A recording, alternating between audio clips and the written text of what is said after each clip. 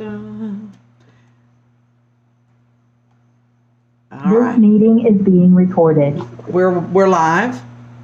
Alrighty, welcome to the Lunch Bunch at the Spiritual Neighborhood.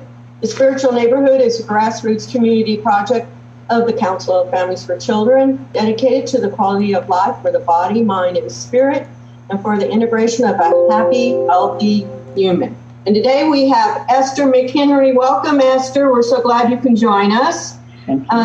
Esther's been serving and accompanying the dying among families and friends for more than 20 years. Her lifelong desire was to ease the end of life of those in palliative care or hospice care as a full-time vocation.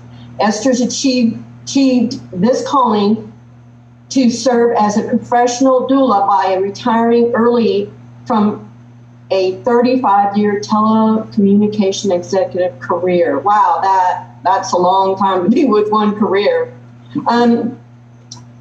So as the Texas Death Doula, Esther continues to work with people with advanced illnesses and their loved ones to make decisions and create plans that are most important to them and their last wishes.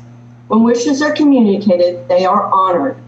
However, humanly possible. And I understand that so much. It's so important. I think I had a conversation with somebody the other day about how important it is to respect people's last wishes. Esther's puts the people and she serves at ease quickly with her kind and direct way of talking about difficult subjects. She has been concerned and curious about the death and dying for most of her life. Esther is a passionate advocate and gives a voice to the dying. She's adapted to helping people overcome their fear of dying. Esther describes her doula work as the most sacred ground she stands on. And so she honors and is privileged to be called to perform this work. So that is amazing. And Esther, you say that you were in telecommunications for 35 years. And so what was it, that moment that you realized this was the way you wanted to go? Well, it started in childhood. I was always curious about the dying. I read a book in 1967 called The American Way of Death, which was kind of an expose on the funeral industry. And it was just a topic and a feeling and a calling that would never go away. It just would not go away. And so I did some research on, excuse me, how do you know when you're being called to do some work? And most of the answers were because it's a feeling that doesn't go away. So during my sales career, if I had family or friends that were end of life, I would, support them. And I continued to do that while I worked. And then after retiring, so I retired, I left Houston, I moved to Dallas, to McKinney actually. And I just thought, what now? What do I do with the rest of my life? And so I went and I got some certifications as an end-of-life doula. And then I picked up the phone and called the director of palliative care at a major Dallas-based hospital and just said, I've had the training. I believe this is my calling, and I'd like to offer volunteer services.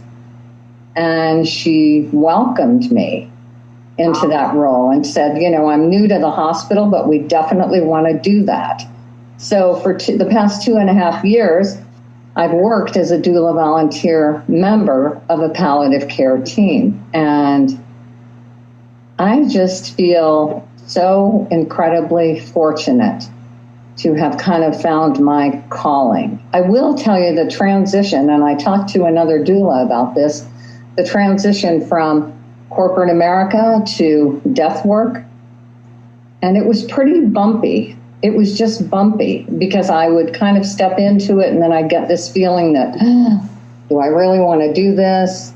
Yes, I do. So when I stepped into it full time, completed my certification, went through a mentoring program with another doula here in Texas, and began my work at the hospital, I knew I was right where I belonged. So, you want me to talk about the role of a death doula or an end-of-life doula? Absolutely. Absolutely. Yes, please. So there's a woman, her name is Denise Love, and she is from Australia. I believe she's in Cambodia now. She's an end-of-life doula. She does end-of-life doula training. She's a death educator. And in one of her interviews, somebody asked her, so what does an end-of-life doula do? You know, I've seen all of these different definitions. I know what I do. She describes us as stage managers. That is the best description. It really is a great description. Yes. Because she goes on to say that we negotiate with loved ones and friends. You know, we help the patient kind of move through the grieving process once they've been given a advanced illness diagnosis.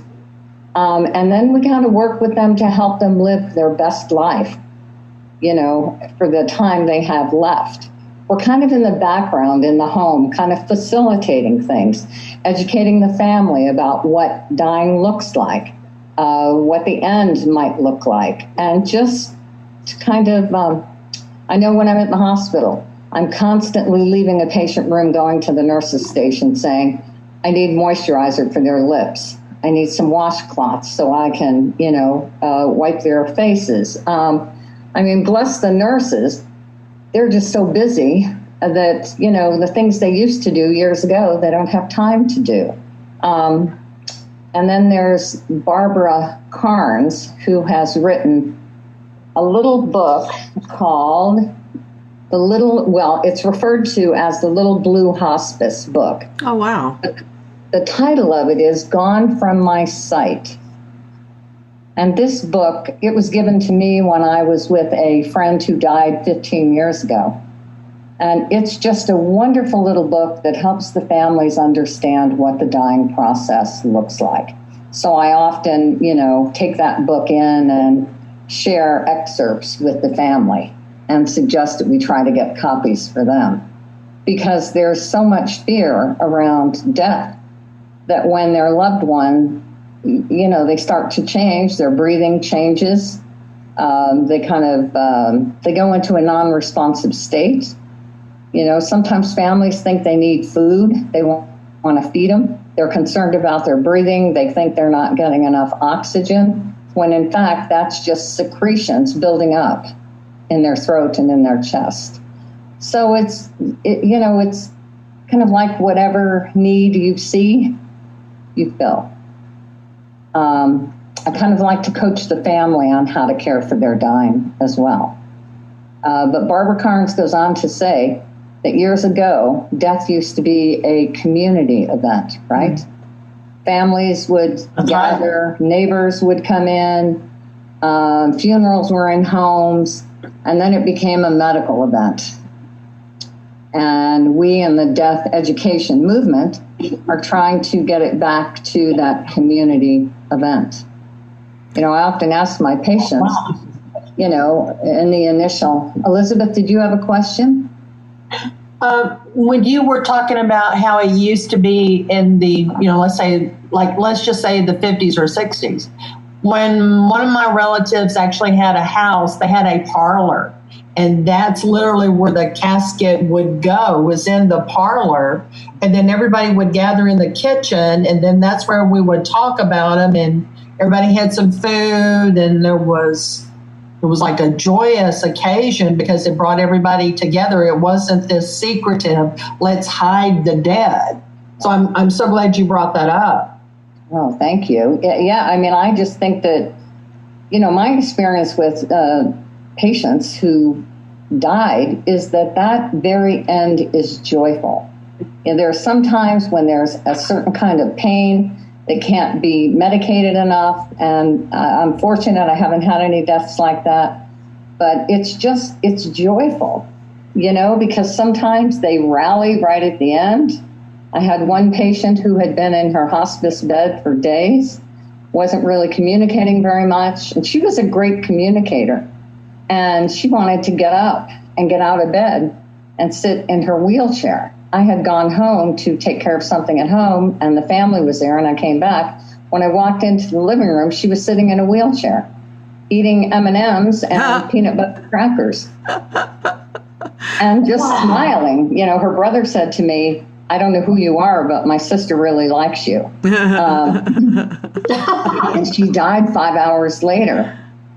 You know, so it's just so beautiful when it's in the house and the family's there and everybody's present. And sometimes I'm not even near the patient.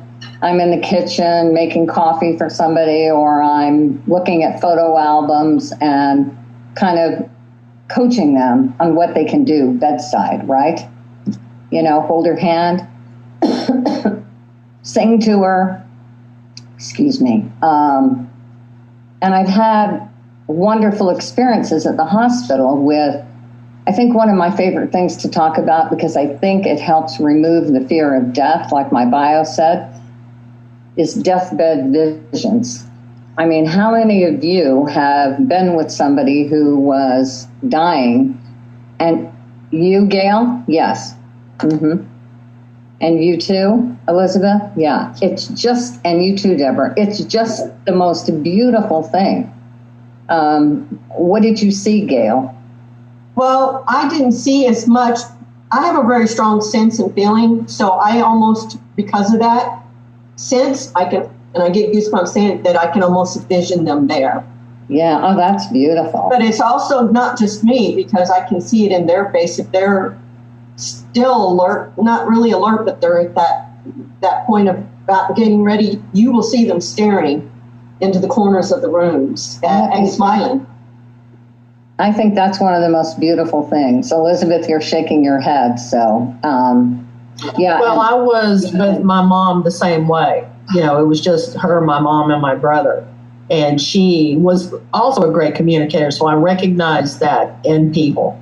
And she would talk to my grandfather. She would talk to my grandmother.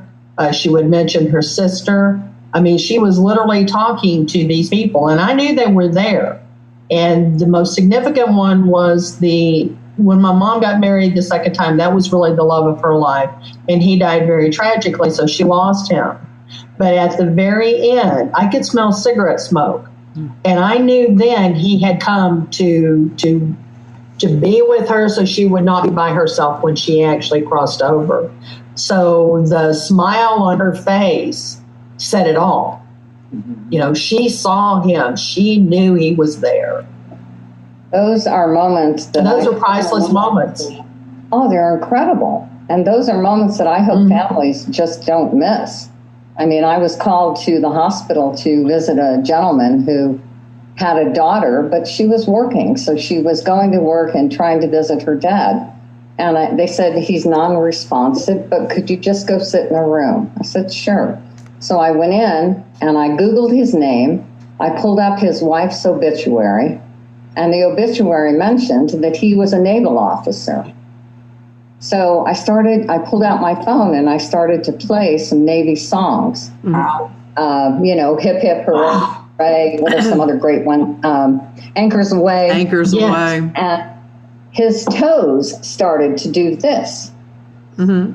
And I thought, oh, good, we're connecting. So then I played When the Saints Go Marching In. And his feet were doing this. And his body was kind of moving. So just about a minute later, he just takes his arms and he brings them upward. He's looking right into the corner of the room. And he says, please, please open it up for me. Please, please open it up for me. And I was thinking, he is standing at the gates of heaven. He sees this. Yes. I've got yes. And, you know, he died the next day. I've just had so many wonderful experiences. I walked into the room of a 84-year-old woman who had a very European name, and she was not responsive as well. And I said, hello, my name is Esther. You know, I'm here to visit you. I'm a friend of the doctor's. And she opened her eyes and said, my name is Ina. Oh, Wow. I should be careful. So she introduced herself. I said, well, I have a couple of questions for you. I see you have a European name. Which country are you from? Finland. Do you have children? Yes. Where were you raised? Canada. I said, oh, there's a dessert in Canada that I love. It's called butter tarts. Uh-huh. And she said, you may know of butter tarts. And she said, oh, I love butter tarts, and I used to bake them all the time. She closed her eyes and died 2 days later. Oh my gosh. And I said to the chaplain, I had quite an interesting conversation with her. He said, you did? She hasn't moved in days. And a couple of weeks later, I wake up in the middle of the night, about 3 o'clock in the morning, and I'm like, okay. So I pick up my phone. I'm like, why am I picking up my phone and why am I going to YouTube? So I went to YouTube, and the story of Finland popped up. And I thought, she is connecting. She is connecting. And I get chills when I think about it. So it's a beautiful experience. Typically at the end, we hear them say things like, I want to go home. Mm-hmm. Yeah. And their family will say, well, you are home. And I'm like, I don't think that's I don't think they're speaking of. I think they're talking about their home on the other side. Right. And then I had another patient. I mean, there's so many things you can do, for them. I've heard it said there's nothing to do, nothing to say, nothing to be, nothing to do. Just sit, because presence is so important. Mm-hmm. But if they're distressed, I had a patient whose breathing was pretty concerning and it was scaring his sister. So I said to her, well, tell me a little bit about your brother. Well, he was a musician. He played the guitar, loved Eric Clapton. So we played Eric Clapton, and his breathing went from to just this relaxed, comfortable breath. She said he has been laying here for 3 weeks. He's had pneumonia. He came in with the flu, developed pneumonia, had a heart attack, but he's just hanging on. And I said, I don't mean to upset you, but have you given him permission to go? Does he know it's okay, that you're going to be okay? And she said, no. And I had to leave. She called me an hour later and said I gave my brother permission, and he's gone.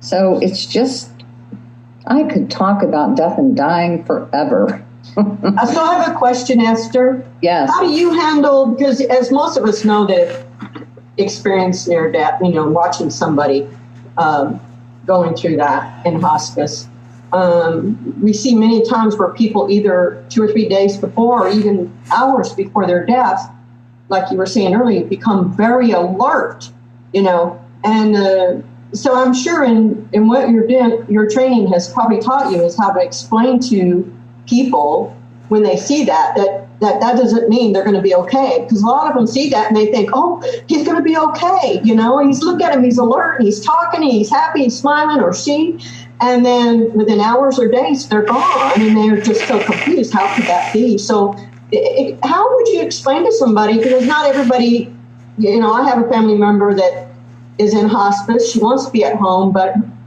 it's obviously there's some reason, I don't know exactly all the particulars, why she can't be in her own home. But for those that are experiencing that right now, how do you explain to them to be prepared for that and not to get their hopes up? Of course, we want them to survive, and we feel guilty if we don't look at it like, oh, that's their last moment for you to say, hey, I love you, goodbye. Mm-hmm. Mm-hmm. I'm so glad you asked that question. So I just try to explain it as, because I had a friend whose mother just passed, and she called me and she said, she was in California, and she said, oh, Mom was sitting up and she was talking and maybe she's going to get better. And I said, or maybe she's rallying, which sometimes, not every patient does it. Some do, most do that I've seen, but some don't. And they do. They just like my patient sitting in the wheelchair eating M&Ms and peanut butter crackers. She just, I would say that it's kind of their way of saying goodbye, where they just kind of come to, they've done a lot of the processing as they transition towards the end. I've heard it say 1 foot is in the other world and 1 foot is in this world. And when a patient is sleeping a lot, I don't think they're really sleeping. Lots of it don't think so. They're kind of making that transition where they're losing interest in this world and they're more interested in the world where they're going. I remember with my aunt when she was passing away, I said to her name was Dub. We called her Dubby. And she had a red polka dot dress that she loved. She was a beautician and she always wore a wig when she was 80, 90 years old. And I said, Debbie, you are going to the best party of your life. You are going to get there. You're going to see everybody who has gone before you. And you're going to wear your red dress and your wig. And she just opened her eyes, looked at me and smiled and sent a tear down her cheek. It's just, I don't know. Sometimes I just scratch my head and say, how did I get so fortunate to be called to do this work? Because when I started, it changed my life because after retirement and then moving to Dallas, lots of changes, right? And I got depressed. I was like, oh, what did I do? I just left my network, all my friends. I have a daughter and grandchildren here. And that was when that decision to step into being a doula full-time kind of hit, And once I started doing the work, it just created this sense of urgency in me. Do the things that are important to you. Don't put them off because you never know, right? Right. Well, Esther, a lot of people are not familiar with doula, which is one of the reasons why we wanted you on. They've heard of birth doulas, but never death doulas. But there's a long history to this. And could you share that with people? This is not something new. I'm glad you brought that up. So according to what I've read, the first hospice model was in Ireland. And the women that went in and served the dying were called Anna Makaras. And this dates back hundreds of years where caring for the dying began. And it was practiced heavily, in Europe and with death midwives, with end-of-life guides. And it's really moved into the United States, I'd say, in the past 3 to 5 years. It's still a new industry. People are still saying, even the nurses that I work with at the hospital say, I had no idea there was an end-of-life doula. The best way for me to describe it is birth doulas usher the soul in, death doulas usher the soul out. So this has been a practice, and the word doula comes from, it's a Greek word, meaning female servant. Oh. Woman to woman, serving a woman serving a woman. Mm-hmm. So it's a practice that has been around for a long, long time. But, because of what's happening in healthcare, pre-COVID, there's a shortage of physicians, a shortage of nurses, increased number of baby boomers. They're calling us the silver tsunami. Because of medical advances, we're living longer. Baby boomers didn't live like anybody else, and we don't want to die like anybody else. So, right. Absolutely. Right? Yeah. There was a case with a man who had a Harley Davidson motorcycle, and he was buried with it. Oh, my. He was buried with it. So, we're just all about last wishes. Tell us what you'd like. How can we help you? And let's live your best life. You know, I had a man. Oh, go ahead. I was just going to say, when is it a good time for the families to bring in a death doula? I mean, when do you know that you need your services? Sorry. Can you hear my dog barking? Yeah, I had to let mine out a while ago. I barked earlier. I hope she stops soon. It's okay. It's okay. It's okay. So it really depends. If a patient has a lot of family around and they have hospice, sometimes they don't need a doula, right? A doula is a good fit when family is out of town and the patient calls in hospice. And I've had cases where I've gone in 2 months before they passed. I've gone in 5 days before they passed. It depends on what they want, right? If they want help with legacy, then it's best to go in while they're still communicating. And by legacy, I mean, how do you want to be remembered? If they want help planning their end of life, a couple months out. If they just want someone to come in and help care for them bedside, then that's really a couple of days. It really depends on what they want. Or last wishes. You know, and I take my patients out on outings. Oh. I had one who lived near a location where Costco was being built. She loved Costco. And so once a week, we would drive to the construction site. She could monitor the progress of Costco. Another one wanted chocolate milkshakes, so we would go for those. And then I had one patient who wanted to go to the Japanese garden in Fort Worth. So we piled in the car and went there. So it really depends on what the patient needs as to when I come in, right? And don't you find that so many people are so squeamish about death? I mean, like, I'm one of the weird ones. I've already planned my funeral out because my family would screw it up. I've got the music picked out, all the procedures. It's all written out. All they got to do is follow the instructions, and I'm sure they'll still screw it up. But, you know, I can understand being devastated by grief, but at the same time, I think they forget the celebration part of this process. And I love the fact that you're there to help them to remember that. Yes, absolutely. I mean, you know, I've got my visual plan written out. You know, I want essential oils diffused in my room. Please place fresh flowers on my dresser every day. If I have pets, let them jump into the bed. If a family member wants to crawl in the bed and hold me, I would love that. If it's possible, lift me up and carry me outside and let me listen to the birds and feel the sunshine on my face. And don't forget to celebrate my life. Yeah. So, you know, I just, I think, you know, it's funny. I'll just say this. You know, we plan our educations, we plan our careers, we plan our weddings, our birthday parties, our vacations, but we don't plan our deaths at all. Mm-mm. And when we take the time to plan our deaths, we take the stress off of our families, because there's no question about where does she want to be buried, what type of service does she want, you know, it's all there and it's all documented. You know, Esther, when my brother was dying, it's been 3 years.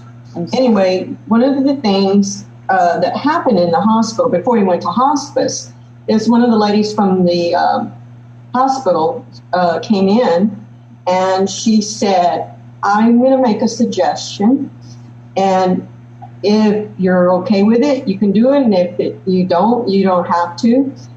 Part of the family thought it was a little disrespectful and didn't want to do it, but I thought it was amazing, and I wish I had thought to bring it here because I have it here. I have several pieces of I have couple of bookmarkers, and I have a teddy bear and some little magnets that on there are my brother's thumbprints. Oh, I love it. Oh, wow. I love And so when I pick it up, I feel his energy. Absolutely. And so my sister, my mother, and I were the only 3 people that wanted to do that. And we made extra and left it on the table in case they changed their mind. So, you know, people think that oh, that's disrespectful. But it's just, to me, so amazing to have that time. We took a video and pictures of doing that with this woman, and it connected us to his spirit in a way we probably wouldn't have been able to otherwise. And it was a very healing thing for us. And we told him we loved him and we wanted to do this, so, to honor him. And so that, to me, so have you come across situations like that where people think, oh, that's not right, he's dying, you shouldn't be doing that? Yes, they're at one of the hospitals in Plano. They actually had they would do a hand cast.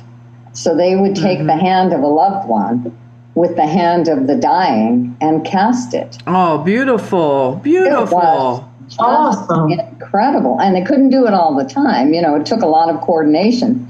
But I saw samples of that. I just thought, oh my gosh, that is something I would cherish forever. Yeah. Yeah. And I've heard recently, because of COVID and so many people dying in hospitals without their loved ones, that a friend of mine, her mother-in-law died in a nursing home.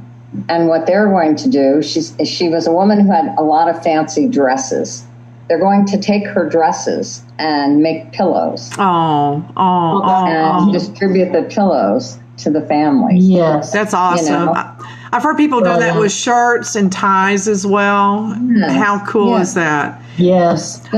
My daughter-in-law passed last year, and she was very young, and we got the thumbprints like Gail was talking about, and there was a lot of tragedy around her death. But one of the things that I did with my granddaughters, we started a memory box, and we put her cell phone in the box and left the photographs on the SIM card and just little whatever she wanted to go in there, and poems that she had written for her mom, and but now the box has gotten bigger because we've expanded it, because now any memory that comes up for her that she finds, it goes in the box, whatever. And we're just building her whole life in there. But there were a lot of questions around the quality of her death, because she'd had a very tragic life.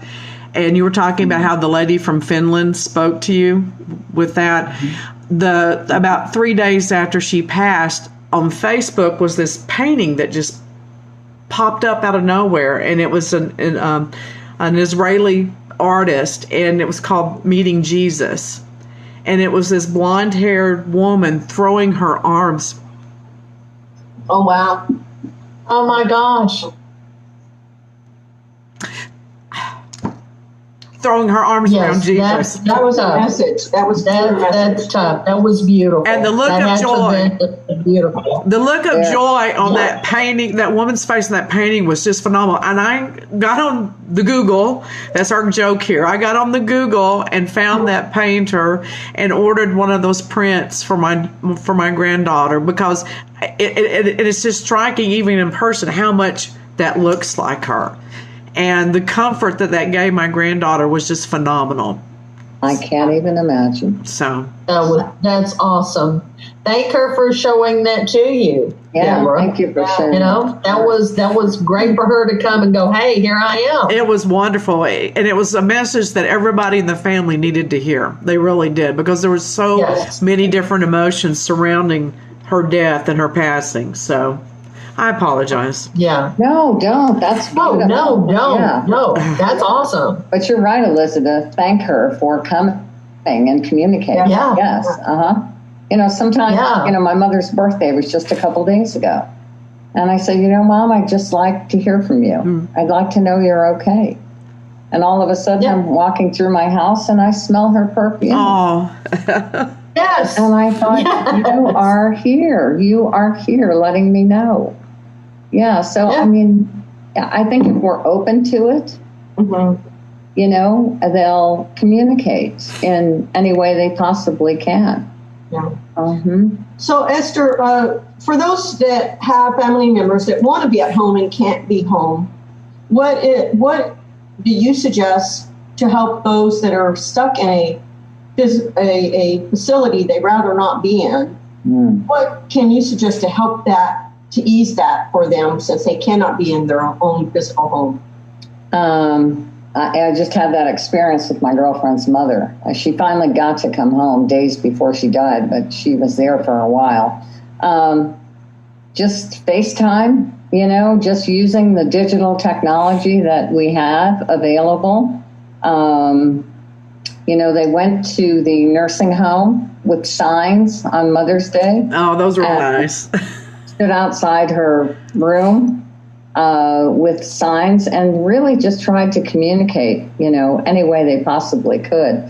There's a white paper that was written and distributed. Doctors, worked on this, and a doula worked on this. I'd be happy to email a copy of that. That would be awesome. Please do. Yeah. Has a lot of ideas about how to support families right now, through COVID, and it even talks about the bonding that takes place when our loved ones move to the afterlife. It's a fascinating paper, but I'd be happy to send that to you. I would be. Oh, please do. Thank you. Yeah. I'd love to read that. I think our healthcare workers are just amazing. Totally. Taking care of these people and making sure that they try to communicate, through a FaceTime video with their family. Mm-hmm. So if somebody who's watching feels that they're now feeling a calling to do this, what would you suggest their first step be to even first to make sure this is really what they want to do? Because I want to be a doctor, but I can't, So I couldn't handle being in the surgery and the blood and all that kind of stuff. So I wouldn't do it, but I would love to. I just can't. So making sure that is truly what you can do emotionally. And then what's the next step from there? There's a doula that I mentored with. I have a lot of respect for her. She's a former hospice nurse. Her name is Deanna Cochran. Her company is... Wait a minute. Her last name is Cochran? Uh-huh. That's my mother's maiden name. Oh, is it? How funny. Deanna Cochran. Uh-huh. Okay. She's out of Austin, San Marcos area. She has an awful lot of YouTube videos talking about, so you think you want to be a doula, No. right? Mm-hmm. Here's what you need to consider. She just has a lot of great information. She's also an excellent trainer. So I would just say, and I've had people contact me through my Facebook page, just saying, I think I might want to be a doula. And I'm happy to talk to anybody about that. You can't be afraid of death. You've got to be completely comfortable with it. Right. Yeah. Okay, so this is a little ironic. I believe I've watched these videos. I have watched videos, let me put it this way. A friend of mine that passed several years ago thought that this would be a great profession for me. And after watching the videos, I decided that it was too hard for me. And even though the beauty is overwhelming, because I've been with several people that have passed, and of course there's a personal connection, and that could make it more emotional. I understand that, but I just decided that was not where my energies could go. Does that make sense? It almost sounds selfish, and I kind of hate to sound that way. No, I don't think so. No, I think that it's important to understand what you are able to do and not do emotionally. I would assume, Esther, that you have to do a lot of emotional, energetic work with yourself on a regular basis to do that, because even if they're not your family member, you form a connection to them emotionally. You create a sense of intimacy. Yes. I mean, because and my gentleman, who was a Zen Buddhist, he and I were together for 2.5 months. Oh, my.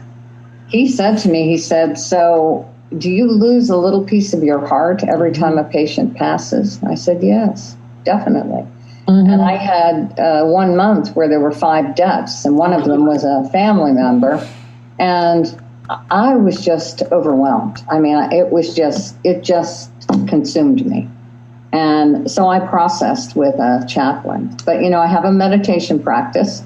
and I do yoga, and all of that it kind of helps me, release the sadness of the experience. So self-care is so important to do this work. That's exactly correct. You're absolutely right. Self-care is the most important because you really can't care for anyone else until you care for yourself. Exactly. Right? Mm-hmm. Exactly. Yes. So self-care is very important. May I tell you one other story? Absolutely. Please do. So this was my mother, and my sister called. They're in California, and she said, Mom isn't eating, and she's falling a bit. And I said, okay, I'm coming home. So and it was close to Thanksgiving, my mother's favorite holiday. So I get to the house, I walk into her room, and I say hello to her, and she looks at me and she says, why are you here? Because I think she was still questioning what was going on. And I said, well, you'd like me home for Thanksgiving, don't you?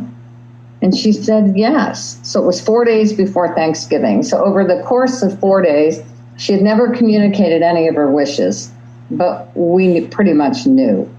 So the family came in from different states, and we just hung out in her house. And we moved her bed into the center of the living room. And, some of the younger relatives are working on their iPads and their computers, and my brother's taking the laundry out and doing that. My other brother's bringing food in.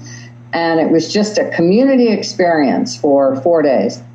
So the plan was to have Thanksgiving dinner at my brother's house, but we said, no, we'll move it here. So we're in the kitchen Thanksgiving morning.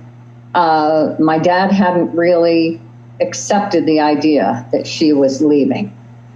So I said, why don't you come and sit by her bed?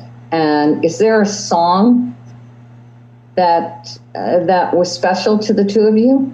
He said, yes. So I played Till There Was You, the Glenn Miller. Oh, my God. Yes, yes. And he sang that and cried and began to accept the idea that she was, in fact, leaving. So we had a joke on Thanksgiving that she always burnt the biscuits. So my brother comes out. My mother looks at me in the morning and says, is the turkey in the oven? I said, not yet, but we'll tell you when it goes in. So we told her the turkey was in the oven. My brother comes out and he elbows me and says, if you don't get in there and finish the gravy, we're never going to eat. So the biscuits are burning in the oven because we're focused on the turkey and the gravy and my mother. And we pull the biscuits out of the oven, and my niece yells, Grandma just died. Oh, my. So, oh, my God. 21 people in the room, and we all burst into tears. But this is a family with a great sense of humor. So we cried, we prayed, we went into the kitchen, we got our Thanksgiving dinner on our plates and sat in a circle around her bed and told stories and laughed and cried. And it was the most incredible death experience I've seen. I mean, it's just incredible. It's so incredible. Amazing. And my brother had predeceased her. She had donated her body to science. And a couple hours later, the doorbell rings. My brother's name was Jack. We open the door, and the man says, I'm Jack. And I'm here to pick up. Oh, my gosh. And we were like, Jeez.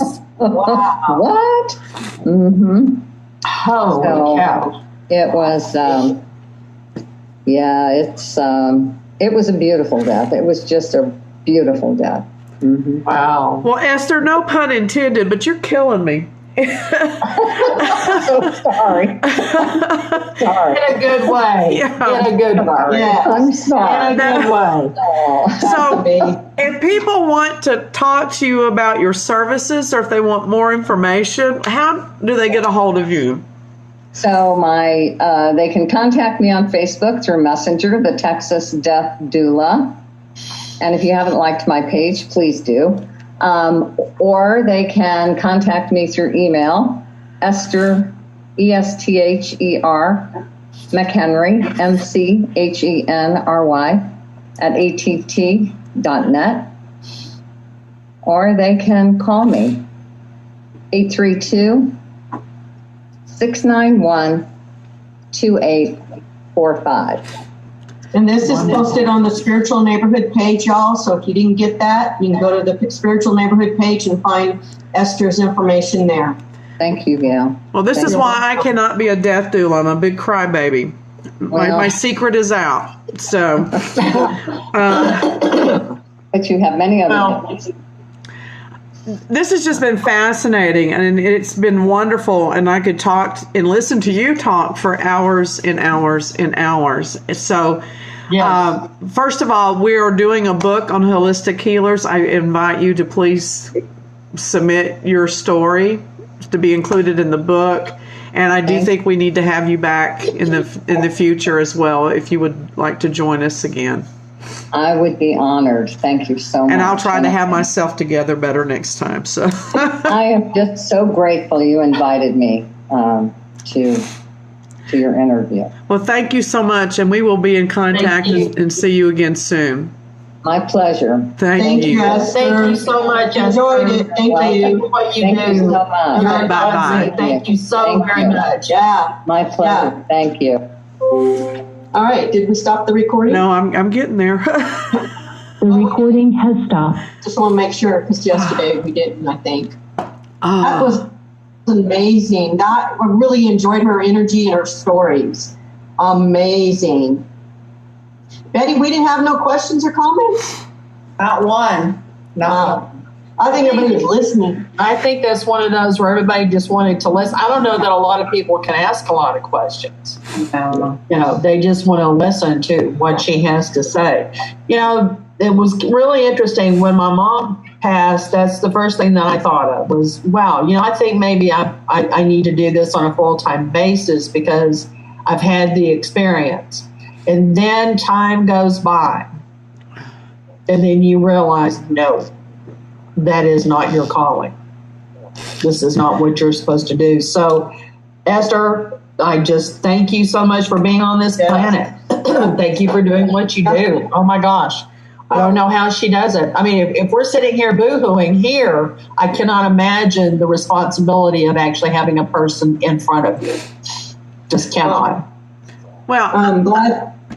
I was just going to say, I thought that this would be the perfect calling for me. Sharon was the one that wanted me to go into this, and because I have had so many experiences with death. But what I realized is that in working with people that have mental health issues, that's kind of like a mini death many times, because when they lose a part or their sanity, it is, and I couldn't do both. And I just felt like working in the mental health industry is what I will do in some capacity all of my life. And that's where I'm better fit. I really do. I was wondering if some of those spirits get attached to the doula as they leave or they try to leave. I bet not with Esther. We'll have to I bet ask her she that shoves them question. through the door. I bet she just shoves them right through the door and ushers them out. She's pretty well in control of everything. I bet you in the beginning she probably did have that, and she had to learn how to make sure that when she left, they went through that light before she left, so that they wouldn't follow her. That's an amazing story. Yeah. Well, sometimes from some of the stuff that she was talking about, it sounds like they come by as what I call drive-bys to let them know, I'm okay, everything's going good, but here's the picture. Drive-bys. Or here's Finland, or here's the song. Yeah, they're drive-bys.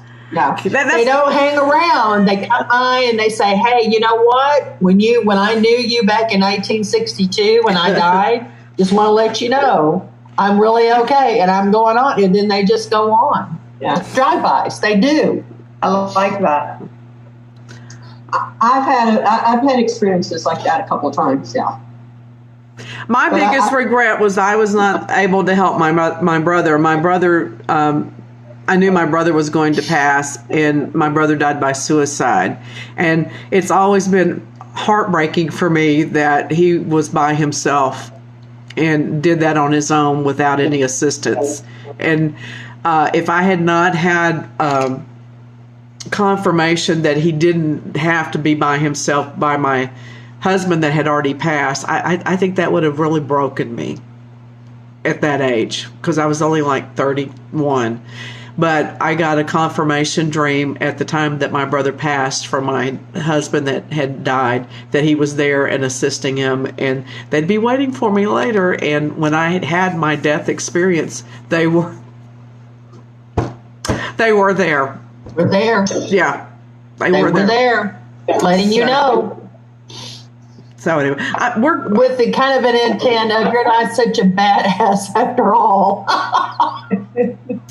Did she just? When, you think you're bad, but you know what? You're really not.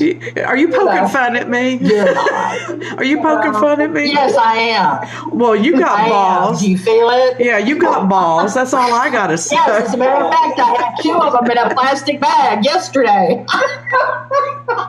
Tell that story. Go ahead, tell that story.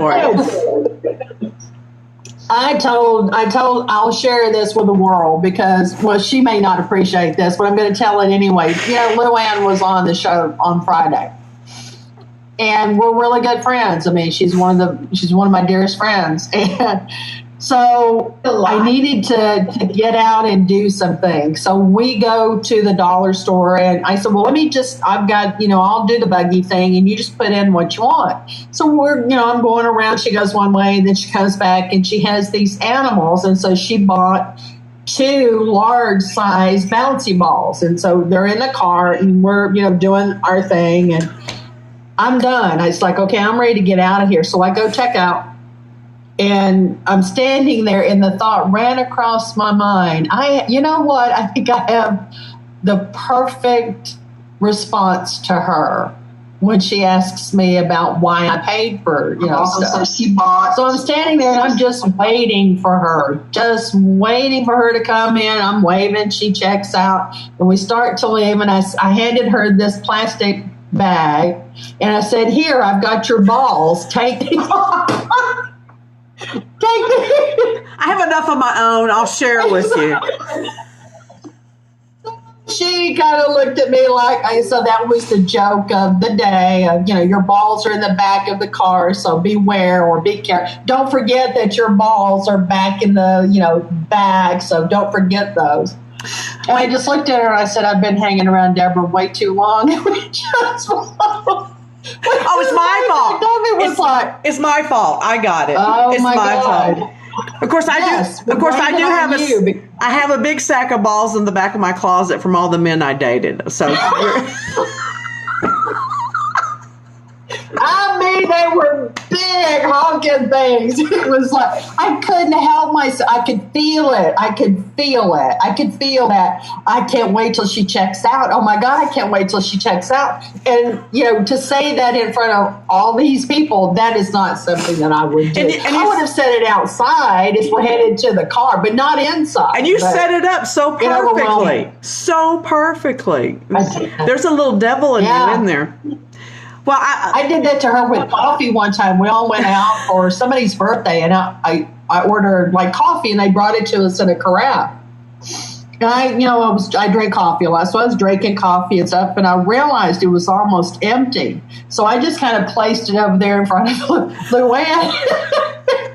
I just sat there and waited, just waiting patiently. We're all talking and blah, blah. And she reaches over and she goes, drop in it. It's like, oh my God. Oh, she was like, there's not a drop. And I'm going, sorry about that. You're a mess. Waited for her. I do have that streak. Well, here's what I know, and this will be probably one of the most telling things anybody will ever hear me say about myself, is that I believe that the harder you laughed, the harder you have cried. Yes, it's true. It's true. It's true. So anytime you think I laugh too much, just know there's an opposite on that side. So that's right. I agree with that 100%. Well, that was fascinating, and I am a wreck, so we're going to go. So close this out. Yes, I actually need a drink now myself. I do.